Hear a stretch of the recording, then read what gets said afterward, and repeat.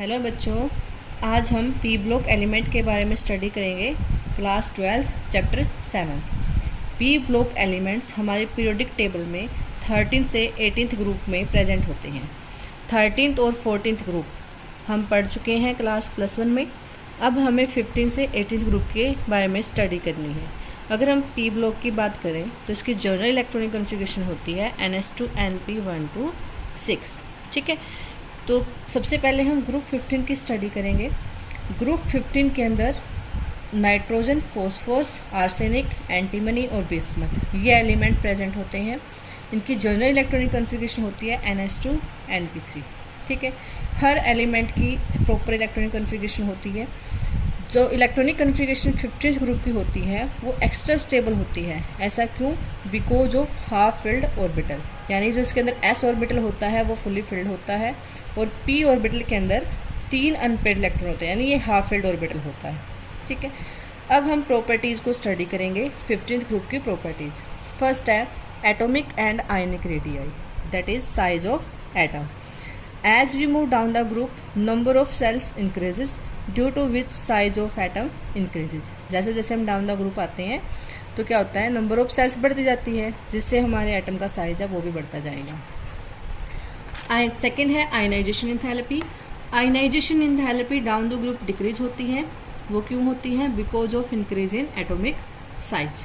ठीक है, यानी साइज बढ़ने से क्या होगा, न्यूक्लियस और लास्ट शेल इलेक्ट्रॉन के बीच में डिस्टेंस बढ़ जाएगी, तो वहाँ से लास्ट इलेक्ट्रॉन का रिलीज है वो जो ईजी हो जाएगा।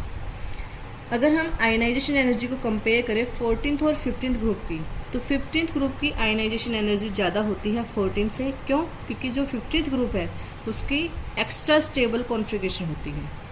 थर्ड पॉइंट है इलेक्ट्रोनेगेटिविटी। इलेक्ट्रोनेगेटिविटी डिक्रीज करती है down the group. Same reason है, because of increase in atomic size. और इलेक्ट्रोनेगेटिविटी डिक्रीज करती है तो यहाँ से एक कंसेप्ट और आता है कि जो मेटालिक करैक्टर है वो इंक्रीज हो जाता है डाउन द ग्रुप। ठीक है, तो अगर हम ऑल ओवर देखें तो नाइट्रोजन से जैसे जैसे हम बिस्मथ की तरफ जाते हैं आयनाइजेशन एनर्जी डिक्रीज करती है, एटॉमिक साइज बढ़ता है और इलेक्ट्रोनेगेटिविटी डिक्रीज करती है।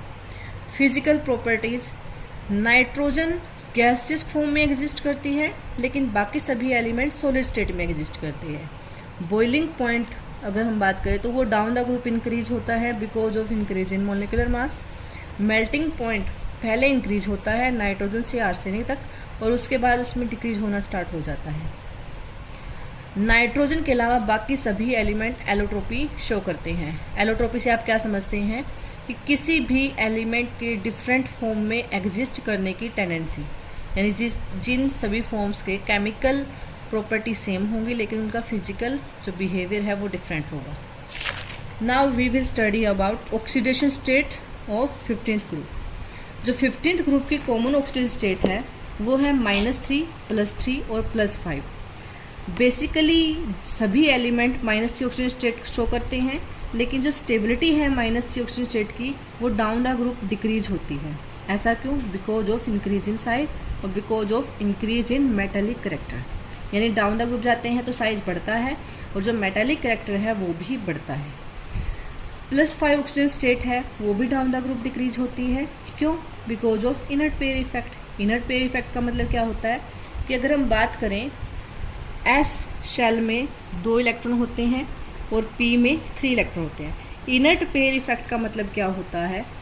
Reluctance of S electron to participate in bond formation, कि जो S इलेक्ट्रॉन है वो बॉन्ड फॉर्मेशन में पार्टिसिपेट नहीं करते। तो इससे हम कह सकते हैं कि जो +3 ऑक्सीजन स्टेट है उसकी stability down the group increase होगी। ठीक है, this is due to inert pair effect. Nitrogen की अगर हम बात करें तो ये -3 से लेके +5 तक सभी स्टेट में एग्जिस्ट करता है, हर टाइप का कंपाउंड बनाता है। जैसे कि -3 में अमोनिया हो गया, -2 हाइड्रोजीन है, -1 में हाइड्रोक्सिलामीन है, 0 ऑक्सीजन स्टेट में ये डायटोमिक फॉर्म में एग्जिस्ट करता है, +1 लाफिंग गैस नाइट्रस ऑक्साइड, +2 में NO है, +3 N2O3 ये ब्लू कलर का होता है, और एक नाइट्रिक एसिड है वो भी नाइट्रस एसिड है वो भी +3 ऑक्सीजन स्टेट में होता है, +4 में NO2, +5 में N2O5। ये सभी नाइट्रोजन के कुछ कंपाउंड्स हैं। 1+1 से +4 की रेंज के अंदर नाइट्रोजन डिसप्रोपोर्शनेशन रिएक्शन शो करता है। डिसप्रोपोर्शनल रिएक्शंस का मतलब क्या होता है? ऐसी रिएक्शंस जिनमें सेम एलिमेंट की ऑक्सीडेशन होती है और उसी की रिडक्शन होती है। फॉर एग्जांपल HNO2, यहाँ पे इसका ऑक्सीजन स्टेट +3 है, लेकिन जब ये रिएक्शन के अंदर होता है तो यहाँ से नाइट्रिक एसिड बनता है, वाटर और NO, यानी +3 से +2 में जा रहा है तो रिडक्शन हो रही है और +3 से +5 में जा रहा है तो ऑक्सीडेशन। तो इस टाइप की रिएक्शन को हम बोलेंगे डिसप्रोपोर्शनेशन रिएक्शन। अब बात करते हैं हम नाइट्रोजन की कोवलेंसी की, यानी नाइट्रोजन मैक्सिमम 4 बॉन्ड बना सकता है। ऐसा क्यों? क्योंकि इसकी वैलेंस शेल में 4 ऑर्बिटल है और दूसरा इसके पास एब्सेंस ऑफ d ऑर्बिटल है, कोई d ऑर्बिटल भी प्रेजेंट नहीं है, तो इसीलिए अपनी कोवलेंसी को एक्सटेंड नहीं कर सकता। तो मैक्सिमम कितने बॉन्ड बना सकता है? 4 बॉन्ड बना सकता है, जिनमें से 3 कोवलेंट होंगे और 1 कोऑर्डिनेट बॉन्ड होगा। Now we will study about chemical properties. First है रिएक्शन विद हाइड्रोजन। तो 15th ग्रुप के सभी एलिमेंट हाइड्रोजन के साथ रिएक्ट करके हाइड्राइड की फॉर्मेशन करेंगे। NH3, PH3, ASH3, SbH3, bismuth hydride. पहली प्रॉपर्टी है ल्यूविस बेसिसिटी। तो जैसे जैसे एटम का साइज इंक्रीज करेगा, यानी हम डाउन द ग्रुप जाते हैं, तो availability of lone pair decrease हो जाती है, यानी जो लोन पेयर है वो डिफ्यूज हो जाते हैं और आसानी से अवेलेबल नहीं होते डोनेशन के लिए, इसीलिए बेसिसिटी क्या करती है? डिक्रीज करती है। अगर हम सभी हाइड्राइड्स में देखें तो अमोनिया मोर बेसिक होता है और बिस्मथ हाइड्राइड सबसे वीक बेस है। क्यों? क्योंकि more diffuse the lone pair, lower is the basicity. Next property है रिड्यूसिंग प्रॉपर्टी। जैसे जैसे हम डाउन द ग्रुप जाते हैं बॉन्ड लेंथ बढ़ती जाती है, जिससे क्या होगा? बॉन्ड स्ट्रेंथ डिक्रीज हो जाएगी, यानी बॉन्ड को ब्रेक करना इजी हो जाएगा। तो यहाँ से हाइड्रोजन का रिलीज आसान हो जाएगा, जिससे क्या होगा? रिड्यूसिंग करैक्टर बढ़ता जाएगा।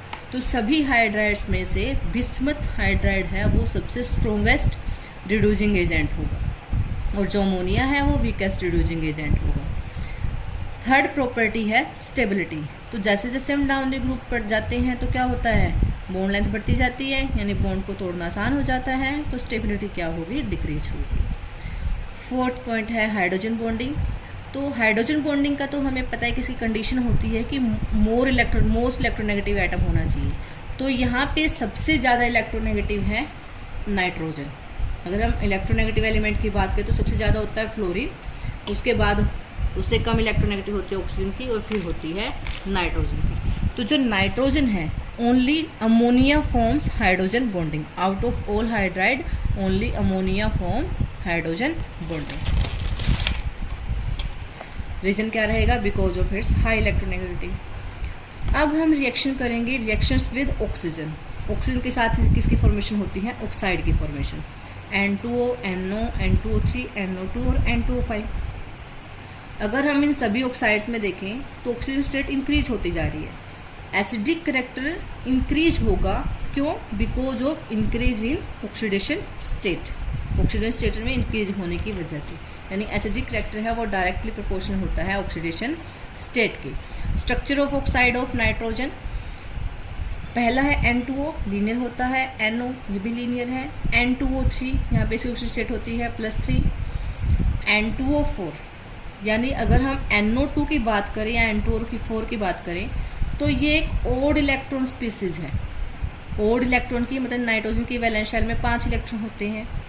2 इलेक्ट्रॉन यहाँ पे यूज कर दिए इसने, 2 इलेक्ट्रॉन को कोऑर्डिनेट बॉन्ड बना दिया ऑक्सीजन के साथ, तो यहाँ पे एक अनपेड इलेक्ट्रॉन प्रेजेंट है, इसीलिए हम कहते हैं ओड इलेक्ट्रॉन स्पीसीज, जिसकी वजह से ये अनस्टेबल हो जाता है और डायमराइज फॉर्म में एग्जिस्ट करता है, यानी N2O4। और नेक्स्ट है हमारे पास N2O5। थर्ड पॉइंट है रिएक्शन विद हैलोजन। ये क्या होता है? इनके साथ हैलाइड की फॉर्मेशन होती है। 2 टाइप के हैलाइड बनते हैं, ट्राई हैलाइड और पेंटा हैलाइड।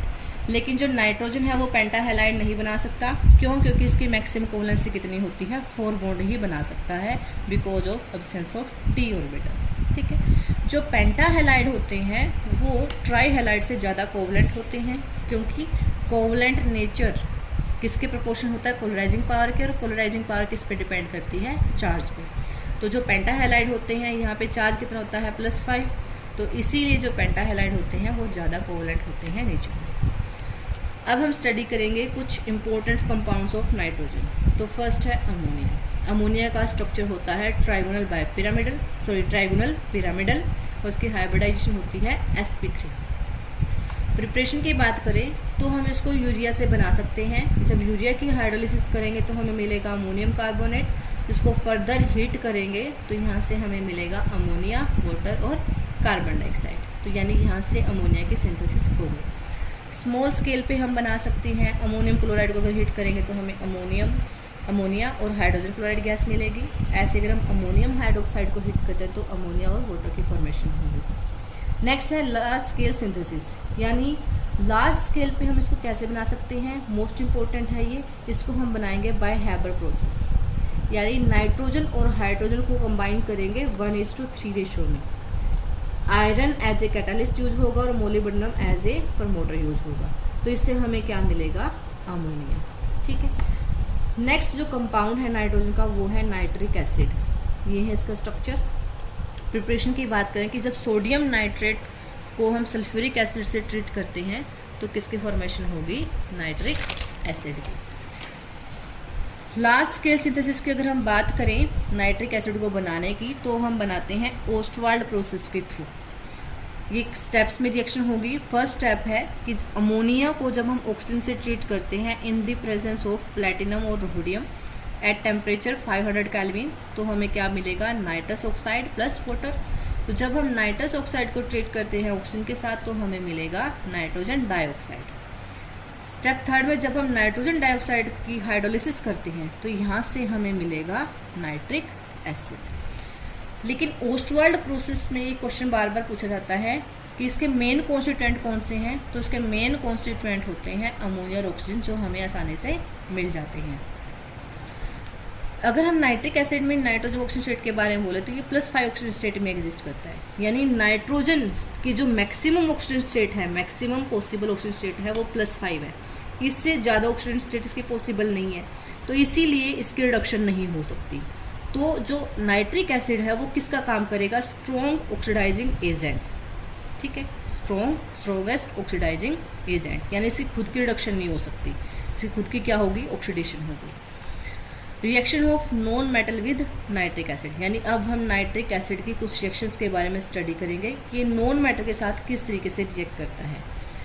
तो जैसे फर्स्ट रिएक्शन है फॉस्फोरस के साथ। तो जब हम फॉस्फोरस के साथ नाइट्रिक एसिड को ट्रीट करेंगे तो नाइट्रिक एसिड क्या करेगा, ऑक्सीडाइजिंग एजेंट है, ये खुद क्या हो जाएगा, इसकी खुद की होगी रिडक्शन और ये फॉस्फोरस की क्या कर देगा, ऑक्सीडेशन। ठीक है, यानी nitric acid strongest oxidizing agent है, तो क्या होगी, इसकी खुद की तो होगी रिडक्शन और ये फॉस्फोरस को क्या कर देगा, ऑक्सीडाइज कर देगा। आयोडीन के साथ ट्रीट करेगा तो एक तो हमारा प्रोडक्ट बनेगा ही बनेगा, वो क्या होगा, NO2। यानी जो नाइट्रिक एसिड है जब नॉन मेटल से ट्रीट करता है तो एक तो प्रोडक्ट बनेगा हमारा NO2 और दूसरा बनेगा oxo acid of that non metal, यानी I2 कन्वर्ट कर देता है इसमें 0 से +5। ऐसे ही कार्बन के साथ ट्रीट करेंगे तो यहाँ पे भी हमें NO2 की फॉर्मेशन होगी और साथ में कार्बोनिक एसिड, लेकिन ये अनस्टेबल होता है तो ब्रेक होकर कार्बन डाइऑक्साइड और वाटर में कन्वर्ट हो जाएगा। सल्फर से अगर हम ट्रीट करते हैं तो क्या होगा, सल्फ्यूरिक एसिड की फॉर्मेशन होगी और साथ में NO2। नेक्स्ट टॉपिक है एलोट्रोप्स ऑफ फॉस्फोरस। फॉस्फोरस की 3 एलोट्रोपिक फॉर्म होती है। जैसे मैंने पहले बताया था कि एलोट्रोप से हम क्या समझते हैं कि सेम एलिमेंट, मतलब एक एलिमेंट डिफरेंट फॉर्म में एग्जिस्ट करता है जिनका केमिकल बिहेवियर सेम होता है लेकिन जो फिजिकल बिहेवियर है वो डिफरेंट होता है। तो फॉस्फोरस 3 फॉर्म में एग्जिस्ट करता है, व्हाइट फॉस्फोरस, ब्लैक फॉस्फोरस और रेड फॉस्फोरस। सबसे ज़्यादा रिएक्टिव फॉस्फोरस होता है वो होता है व्हाइट फॉस्फोरस और सबसे लीस्ट रिएक्टिव होता है रेड फॉस्फोरस। तो हम डिफरेंस स्टडी करेंगे व्हाइट एंड रेड फॉस्फोरस के बीच में। तो जो व्हाइट फॉस्फोरस होता है वो सिंगल यूनिट होता है P4 की और रेड फॉस्फोरस है वो पॉलीमेरिक फॉर्म में एग्जिस्ट करता है। व्हाइट फॉस्फोरस हाईली स्ट्रेन होता है और मोस्ट रिएक्टिव होता है, रेड फॉस्फोरस लेस स्ट्रेन होता है और कम रिएक्टिव होता है। व्हाइट फॉस्फोरस वाटर में इनसॉल्युबल होता है लेकिन कार्बन डाइसल्फाइड में सॉल्युबल होता है, जबकि रेड फॉस्फोरस दोनों में ही इनसॉल्युबल होता है। अगर हम व्हाइट फॉस्फोरस की बात करें तो ये सोडियम हाइड्रोक्साइड से रिएक्ट करके फोस्फिन की फॉर्मेशन करेगा, यानी ये रिएक्शन भी डिसप्रोपोर्शनेशन रिएक्शन होगी जिसके अंदर फोस्फोरस एलिमेंट 3 ऑक्सीजन स्टेट में प्रेजेंट होगा, यानी फोस्फोरस की ही रिडक्शन होगी और उसी की ऑक्सीडेशन होगी। नेक्स्ट है रिएक्शन ऑफ फोस्फोरस।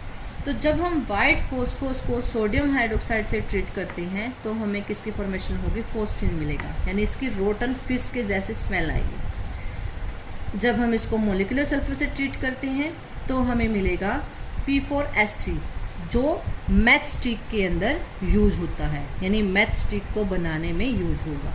अगर हम इसको हाइड्रोजन से ट्रीट करेंगे तो हमें फिर से फोस्फिन की फॉर्मेशन होगी। यह है मोस्ट इम्पोर्टेंट कि जब फोस्फोरस SO2Cl2 से रिएक्ट करेगा तो क्या मिलेगा, पेंटा हैलाइड ऑफ फोस्फोरस। जब हम उसको लिमिटेड वाटर की प्रेजेंस में हाइड्रोलाइज करेंगे तो क्या बन जाएगा, POCl3। फर्दर इसकी हाइड्रोलाइसिस करेंगे तो हमें मिलेगा फोस्फोरिक एसिड। जब फोस्फोरस को हम कंसंट्रेटेड नाइट्रिक एसिड से ट्रीट करेंगे तो क्या मिलेगा, फोस्फोरिक एसिड, और साथ में हमें मिलेगा नाइट्रोजन डाइऑक्साइड। यानी नाइट्रिक एसिड क्या करेगा, खुद रिड्यूस हो जाएगा और फोस्फोरस से क्या कर देगा, ऑक्सीडेशन कर देगा। सल्फ्यूरिक एसिड है वो भी क्या करेगा, खुद रिड्यूस हो जाएगा और फोस्फोरस से क्या हो जाएगी, ऑक्सीडेशन हो जाएगी। इसके अलावा P4 को अगर हम ऑक्सीजन से ट्रीट करते हैं, limited supply of oxygen provide करते हैं तो P2O3 बनेगा। जब वो डायमराइज होकर क्या बना देगा, P4O6। हाइड्रोलिसिस करेंगे तो हमें मिलेगा फोस्फोरस एसिड। अगर इसको सिंपली हीट करते हैं तो ये P2 में कन्वर्ट हो जाएगा जो अनस्टेबल होता है। अगर हम एक्सेस अमाउंट में ऑक्सीजन सप्लाई करते हैं तो हमें पेंटाऑक्साइड मिलेगा फोस्फोरस का, जो डायमराइज होकर P4O10 में कन्वर्ट हो जाएगा। फर्दर हाइड्रोलिसिस से हमें फोस्फोरिक एसिड मिलेगा। अब ये क्वेश्चन राइज होता है, what would happen if PCl5 is heated, यानी पेंटा हैलाइड ऑफ फोस्फोरस। अगर हम उसको हीट करते हैं तो हमें क्या मिलेगा, try halide of phosphorus plus chlorine gas. यानी जब हम इसकी हाइड्रोलिसिस करते हैं तो हमें POCl3 मिलेगा। फर्दर अगर हम इसको हाइड्रोलिसिस करते हैं तो हमें क्या मिलेगा, फोस्फोरिक एसिड। अगर हम स्ट्रक्चर की बात करें फोस्फोरस पेंटाक्लोराइड की, तो इसका ट्राइगोनल बाइपिरामिडल स्ट्रक्चर होता है। sp3d हाइब्रिडाइजेशन होती है। इसमें 3 इक्वेटोरियल बॉन्ड होते हैं और 2 एक्सियल बॉन्ड होते हैं, यानी सभी बॉन्ड इक्विवेलेंट नहीं होते। एक्सियल बॉन्ड की लेंथ इक्वेटोरियल बॉन्ड से ज़्यादा होती है। Now we will study oxo acid of phosphorus. जितने भी फोस्फोरस के ऑक्सो एसिड हो गए उन सब के अंदर कम से कम एक फोस्फोरस और ऑक्सीजन के बीच में डबल बॉन्ड प्रेजेंट होगा और एक फोस्फोरस का बॉन्ड होगा किसके साथ, OH ग्रुप के साथ। पहला ऑक्सो एसिड है हाइपोफॉस्फोरस H3PO2। ये कैसे बनेगा कि जब हम फोस्फोरस एसिड में से एक ऑक्सीजन की कमी कर देते हैं तो हमें मिलेगा हाइपोफॉस्फोरस। सेकंड है हमारे पास H3PO3 यानी ऑर्थोफॉस्फोरस बोलेंगे इसको। इसकी ऑक्सीजन स्टेट कितनी होती है यहाँ पे +3 और उसकी बेसिसिटी कितनी होगी 2। वो किस पे डिपेंड करते हैं, जितने OH ग्रुप डायरेक्टली अटैच होंगे फोस्फोरस से उतनी ही उसकी बेसिसिटी होगी। थर्ड है ऑर्थोफॉस्फोरिक एसिड। यहाँ पे हमारे पास 3 OH ग्रुप है तो इसकी बेसिसिटी कितनी होगी 3, यानी इसकी ऑक्सीजन रेट कितनी होगी +5।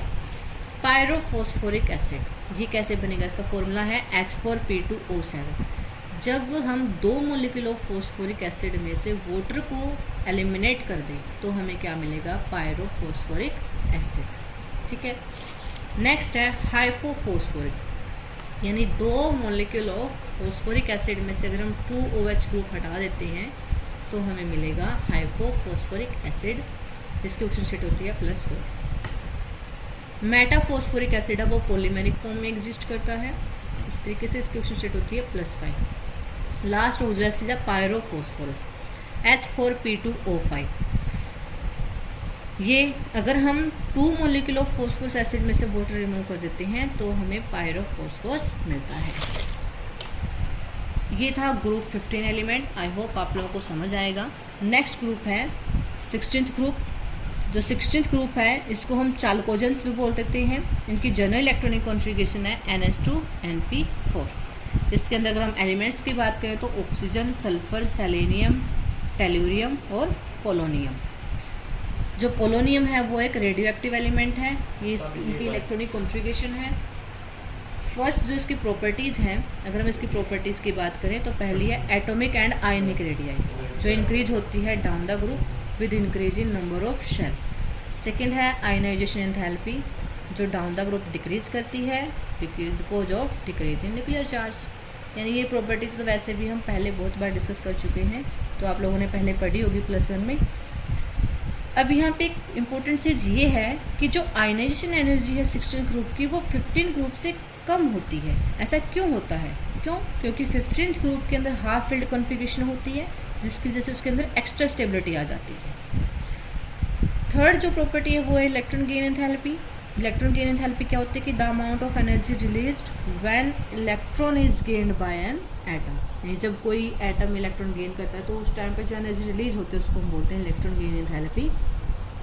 ये डिपेंड करता है इलेक्ट्रोनेगेटिविटी के ऊपर, मेटालिक और नॉन मेटालिक कैरेक्टर के ऊपर। तो ऑक्सीजन की, वैसे तो ऑक्सीजन क्या है, नॉन मेटालिक है और इसके ग्रुप में सबसे ज़्यादा इलेक्ट्रोनेगेटिव है, लेकिन उसके बाद भी इसकी जो इलेक्ट्रॉन गेन एंथैल्पी है वो कम होती है सल्फर से।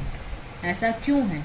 ऐसा इसलिए है क्योंकि ऑक्सीजन का जो साइज होता है वो स्मॉल होता है, तो जब ये इलेक्ट्रॉन गेन करेगा तो बाहर वाले इलेक्ट्रॉन और इसके जो इलेक्ट्रॉन अंदर प्रेजेंट है उनके बीच में आपस में रिपल्शन होगी, जिसकी वजह से जो एनर्जी होगी वो कम रिलीज होगी, यानी जो इसकी एनर्जी होगी वो लेस नेगेटिव होगी। लेकिन सल्फर के बाद अगर हम बाकी सभी एलिमेंट की बात करें तो मेटालिक कैरेक्टर बढ़ता है, तो जो उनकी इलेक्ट्रॉन गेन करने की टेंडेंसी है वो कम होती है, तो इसीलिए जो उनकी इलेक्ट्रॉन गेन एंथैल्पी है वो लेस नेगेटिव होती जाती है। आई बात समझ में?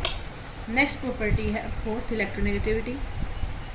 ऑक्सीजन की अगर हम सभी एलिमेंट के बीच में बात करें तो सबसे ज़्यादा होती है फ्लोरीन की और सेकंड नंबर पे ऑक्सीजन की होती है electronegativity. Down the group electronegativity कम होती है बिकॉज मेटालिक कैरेक्टर बढ़ जाता है। फिजिकल प्रॉपर्टी अगर हम बात करें तो ऑक्सीजन डायटोमिक फॉर्म में एग्जिस्ट करता है और सल्फर पॉलीएटॉमिक फॉर्म में एग्जिस्ट करता है, और सभी के सभी एलिमेंट एलोट्रोपी शो करते हैं। यानी ऑक्सीजन सल्फर नॉन मेटल है, सेलेनियम टेलेरियम मेटालॉइड्स है और पोलोनियम मेटल, और ये एक रेडियो एक्टिव एलिमेंट है जो हमें किससे मिलता है? थोरियम और यूरेनियम की डिग्रेडेशन से। अब हम बात करेंगे oxygen state and its strength, यानी 16 ग्रुप की ऑक्सीजन स्टेट के बारे में बात करेंगे। तो ऑक्सीजन बहुत ज़्यादा इलेक्ट्रोनेगेटिव है, तो ये अपनी ऑक्टेट को आसानी से कंप्लीट कर लेगा। इसको अपनी ऑक्टेट कंप्लीट करने के लिए कितने इलेक्ट्रॉन की ज़रूरत है? इसके वैलेंस शेल में 6 इलेक्ट्रॉन है, तो इसको कितने की ज़रूरत पड़ेगी? 2 इलेक्ट्रॉन की ज़रूरत पड़ेगी। तो ये कॉमनली -2 ऑक्सीजन स्टेट शो करता है। इसे कुछ एक एक्सेप्शन है, जैसे OF2, तो यहाँ पे इसकी ऑक्सीजन स्टेट होती है +2, और H2O2 यहाँ पे इसकी ऑक्सीजन स्टेट होती है -1। लेकिन जो स्टेबिलिटी है -2 ऑक्सीजन स्टेट की वो डाउन द ग्रुप जाते जाते डिक्रीज हो जाती है। ऐसा क्यों होता है? क्योंकि डाउन द ग्रुप इलेक्ट्रोनेगेटिविटी वो कम होती जाती है, मेटालिक कैरेक्टर बढ़ जाता है। जो इस ग्रुप की कॉमन ऑक्सीजन स्टेट है वो है +4 और +6, लेकिन +6 की स्टेबिलिटी डाउन द ग्रुप कम होती है। ऐसा क्यों? Because of inert pair effect. ठीक है, इनर्ट पेयर इफेक्ट में क्या होता है कि जो एस ऑर्बिटल में इलेक्ट्रॉन होते हैं वो बॉन्डिंग में पार्टिसिपेट नहीं कर पाते, तो इसीलिए ये +6 ऑक्सीडेशन स्टेट की स्टेबिलिटी डिक्रीज हो जाती है, लेकिन +4 की जो स्टेबिलिटी है वो इंक्रीज होती है। रीजन सेम रहेगा। केमिकल प्रॉपर्टी की बात करें, रिएक्शन विद हाइड्रोजन, तो हाइड्रोजन के साथ रिएक्शन करके क्या बनाएंगे? हाइड्राइड्स बनाएंगे। अगर हम इन सभी हाइड्राइड की बात करें तो डाउन द ग्रुप क्या होगा? साइज बढ़ता जाएगा। तो जो ओवरलैपिंग होगी हाइड्रोजन की और एलिमेंट्स की, तो वो डाउन द ग्रुप क्या होगा? कम होती जाएगी। यानी हाइड्रोजन और ऑक्सीजन का साइज स्मॉल है तो यहाँ पे ओवरलैपिंग बहुत अच्छी है, तो इसीलिए सबसे ज़्यादा स्टेबल होगा। लेकिन डाउन द ग्रुप जाते हैं तो क्या होगा? बॉन्ड लेंथ बढ़ती जाएगी, बॉन्ड वीक होता जाएगा और मॉलिक्यूल उसको ब्रेक करना ईजी हो जाएगा, इसीलिए स्टेबिलिटी कम होती जाएगी। रिड्यूसिंग कैरेक्टर की बात करें तो सेम रीजन कि डाउन द ग्रुप जाएंगे तो बॉन्ड लेंथ बढ़ेगी, बॉन्ड ब्रेक होना इजी हो जाएगा, यहाँ से हाइड्रोजन का रिमूवल इजी हो जाएगा। इसीलिए क्या होगा? जो टेलुरियम का हाइड्राइड है वो सबसे ज़्यादा स्ट्रॉन्गेस्ट रिड्यूसिंग एजेंट होगा। एक है हाइड्रोजन बॉन्डिंग, क्योंकि ऑक्सीजन सबसे ज़्यादा इलेक्ट्रोनेगेटिव है तो हाइड्रोजन बॉन्डिंग यही बनाएगा। बस ओनली वाटर ए मॉलिक्यूल ऐसा है जो हाइड्रोजन बॉन्डिंग में पार्टिसिपेट करेगा। एसिडिटी की अगर हम बात करें तो down the group acidity increase होगी क्योंकि साइज इंक्रीज होगा, बोन लेंथ इंक्रीज होगी। एसिडिटी अगर बोन लेंथ इंक्रीज होगी तो उससे क्या होगा, यानी जो डिस्टेंस होगी, यानी जो बॉन्ड होगा बिटवीन एटम और हाइड्रोजन के बीच में वो वीक हो जाएगा और आसानी से ब्रेक हो जाएगा। तो यहाँ से H पॉजिटिव आसानी से रिलीज हो जाएगा हमें, इसलिए एसिडिटी भी क्या होगी, डाउन द ग्रुप बढ़ेगी।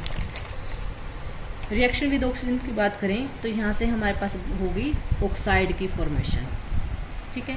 यानी ऑक्सीजन खुद के साथ तो क्या रिएक्ट करेगा, ओजोन बनाएगा। वैसे सल्फर के साथ सल्फर डाइऑक्साइड, सल्फर ट्राइऑक्साइड बना सकता है, सेलेनियम डाइऑक्साइड और टेलुरियम डाइऑक्साइड। ऑक्सीडाइजिंग पावर है वो इंक्रीज होगी डाउन द ग्रुप क्योंकि बॉन्ड लेंथ इंक्रीज होगी, बॉन्ड वीक होगा तो यहाँ से जो एटम और ऑक्सीजन के बीच का बॉन्ड है वो ब्रेक हो जाएगा और यहाँ से आसानी से हमें ऑक्सीजन मिल जाएगी, तो इसीलिए ऑक्सीडाइजिंग पावर इंक्रीज होगी डाउन द ग्रुप। लेकिन सभी ऑक्साइड में सल्फर ऑक्साइड जो है उसको हम वीक ऑक्सीडाइजिंग एजेंट कह सकते हैं, हम ये कह सकते हैं कि ये वो मेनली रिड्यूसिंग होता है नेचर में। उसके बाद है प्रिपरेशन ऑफ ऑक्सीजन, तो हम इसको H2O2 या वाटर की इलेक्ट्रोलिसिस करके ऑक्सीजन में कन्वर्ट कर सकते हैं। लेकिन हमें एक चीज़ का ध्यान रखना है कि यहाँ पे हम प्योर वाटर यूज़ नहीं कर सकते क्योंकि प्योर वाटर की इलेक्ट्रोलिसिस नहीं हो पाती, तो उसके लिए हमें मिनरल एसिड का यूज़ करना पड़ेगा। जो मेन हम यूज़ करते हैं मेथड ऑक्सीजन बनाने का वो है पोटाशियम क्लोरेट की जब हीट करते हैं in the presence of manganese dioxide तो हमें यहाँ से मिलेगी ऑक्सीजन। और थर्ड है पोटाशियम परमैंगनेट को अगर हम हीट करेंगे तो वहाँ से भी हमें ऑक्सीजन की फॉर्मेशन होगी। उसके बाद है रिएक्शन विद मेटल और नॉन मेटल, मेटल के साथ मिलकर मेटल ऑक्साइड बनाएगा जो बेसिक होते हैं नेचर में, और नॉन मेटल के साथ नॉन मेटलिक जो एसिड होते हैं। नेक्स्ट है ओजोन, यानी ऑक्सीजन का एक और कंपाउंड है हमारे पास ओजोन। इसका स्ट्रक्चर होता है ये, यानी ये कोऑर्डिनेट बॉन्ड की फॉर्मेशन होती है। ये कैसा होता है नेचर में, बाइपोलर मॉलिक्यूल है, यानी ऑक्सीजन दो बॉन्ड बनाता है, दो बॉन्ड तो इसने यहाँ पे बना लिए, ये क्या बनाएगा, ये कोऑर्डिनेट बॉन्ड बनाएगा। कोऑर्डिनेट मतलब कि ऑक्सीजन के पास लोन पे है वो तीसरे ऑक्सीजन को डोनेट कर देगा, तो इस पर पॉजिटिव इस पर नेगेटिव, यानी ये बाइपोलर मॉलिक्यूल है और सभी ऑक्सीजन बॉन्ड लेंथ इसके अंदर इक्वल रहेगी। अब हम ओजोन की प्रिपरेशन की बात करें तो जब हम ऑक्सीजन में से साइलेंट डिस्चार्ज को पास करते हैं तो हमें ओजोन की फॉर्मेशन होगी, लेकिन ये हाईली एंडोथर्मिक रिएक्शन है तो ये हमें ध्यान से करनी पड़ेगी। ओजोन की रिएक्शंस की अगर हम बात करें तो लेड सल्फाइड के साथ ये हमें मिलेगा लेड सल्फेट। तो यहाँ से आप समझ रहे हो कि यानी क्या करेगा ओजोन, किसका काम कर रहा है, ऑक्सीडाइजिंग एजेंट का काम कर रहा है, ये दूसरों की ऑक्सीडेशन करना है। लेड सल्फाइड ये क्या कर रहा है, ऑक्सीडेशन कर रहा है और खुद क्या हो जाएगा, रिड्यूस हो जाएगा। आयोडीन के साथ ट्रीट करेंगे थोड़ी अमाउंट में तो I2 बनेगा, ज़्यादा अमाउंट में यूज़ करेंगे तो इसका ओक्सो एसिड बना देगा। ऐसे अगर नाइट्रस ऑक्साइड के साथ ट्रीट करेंगे तो इसको ऑक्सीडाइज करके किस में कन्वर्ट कर देगा, नाइट्रोजन डाइऑक्साइड में, साथ में ऑक्सीजन। ऐसा क्यों कि ऑक्सीडाइजिंग एजेंट का काम क्यों कर रहा है, क्योंकि इससे हमें नेसेंट ऑक्सीजन मिलेगा, ये नेसेंट ऑक्सीजन दूसरों को ऑक्सीडेशन करने में काम आता है।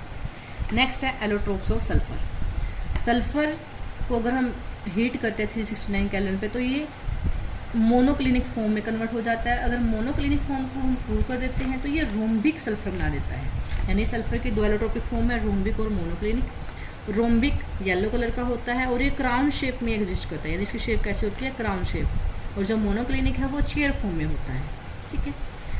कंपाउंड अगर सल्फर की बात करें तो पहला कंपाउंड है SO2 sulphur dioxide, band form होती है, sp2 हाइब्रिडाइजेशन होती है। सिंपली बना सकते हैं सल्फर में से अगर ऑक्सीजन पास करें उसको हीट कर दें तो सल्फर डाइऑक्साइड। इंडस्ट्रियल प्रिपरेशन ये इंपॉर्टेंट है, यानी फेरस सल्फाइड से जब हम ट्रीट करेंगे ऑक्सीजन को तो हमें मिलेगा ferric oxide plus sulphur dioxide. ये मेटलर्जी प्रोसेस में भी यूज होती है, यानी यहाँ से फेरिक ऑक्साइड को हम क्या कर देंगे, रिड्यूस कर देंगे तो यहाँ से हमें आयरन मिल जाएगा।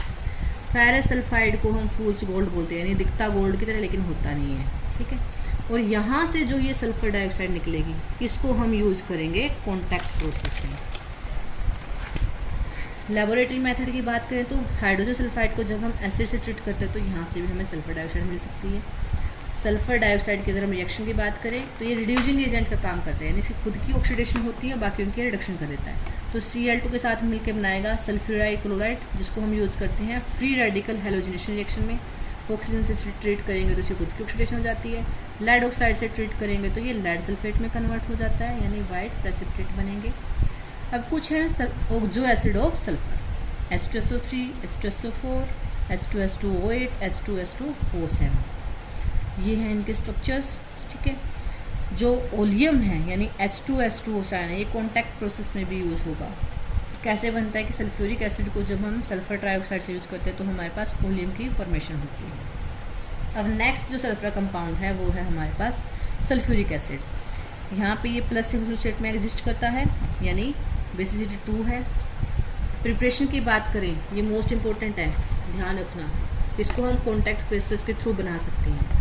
फर्स्ट स्टेप में क्या करेंगे, हम SO2 को O2 से ट्रीट करेंगे। SO2 कहाँ से आया, जो हमने इंडस्ट्रियल प्रिपरेशन के लिए रिएक्शन की थी, वो मेटलर्जिकल प्रोसेस में यूज होती है रिएक्शन, वहाँ से हमें सल्फर डाइऑक्साइड मिलता है। जब इसको हम वैनेडियम पेंटाऑक्साइड से ट्रीट करते हैं तो हमें मिलेगा सल्फर ट्राइऑक्साइड। ये रिएक्शन को फास्ट बनाता है।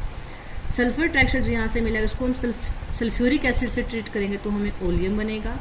ओलियम को जब हम इसकी हाइड्रोलिसिस कर देंगे तो यहाँ से हमें 2 मोल मिलेंगे सल्फ्यूरिक एसिड के। अब आप लोग ये सोच रहे हो कि हमने सल्फ्यूरिक एसिड ही बनाना और उसी को यूज कर रहे हैं, तो आप ये सोचे कि यहाँ पे हमने इसका 1 मोल यूज किया है और हमें मिल कितना रहा है, 2 मोल, यानी जितना हमने यूज किया उसका डबल हमें मिल रहा है। ठीक है, तो ये हमारा बेनिफिट होगा। जो सल्फ्यूरिक एसिड है वो बहुत अच्छा ऑक्सीडाइजिंग एजेंट भी है और साथ में डिहाइड्रेटिंग एजेंट भी है, यानी वाटर को रिमूव करने में भी हेल्प करता है। Chemical reaction of sulphuric acid as a dehydrating agent, तो अगर हम सुक्रोज के अंदर कंसनट्रेटेड सल्फ्यूरिक एसिड डाल दें तो सारा का सारा पानी बाहर निकाल देगा और साथ में हमें क्या मिलेगा, कार्बन ब्लैक। अगर हम ग्लूकोज से ट्रीट करते हैं तो भी हमें क्या मिलेगा, कार्बन ब्लैक। जितना भी इसमें पानी होगा वो सारा निकल जाएगा। और तीसरी है मिथेनोइक एसिड के साथ, यानी फॉर्मिक एसिड से अगर हम ट्रीट करेंगे तो हमें क्या मिलेगा, वाटर, और साथ में कार्बन मोनोऑक्साइड यहाँ से मिलेगा। एसिडिक प्रॉपर्टी, यानी बेस के साथ रिएक्ट करके ये क्या बनेगा, साल्ट और वाटर, यानी दोनों ही बेस है, ये स्ट्रॉन्ग बेस है, ये वीक बेस है, तो यहाँ से हमें वाटर और कार्बन डाइऑक्साइड की फॉर्मेशन होगी। तो ये थे हमारे 15th और 16th ग्रुप। उम्मीद करती हूँ कि आपको समझ में आएंगे। आप लोगों ने इसके नोट्स भी प्रिपेयर कर लिए होंगे। धन्यवाद।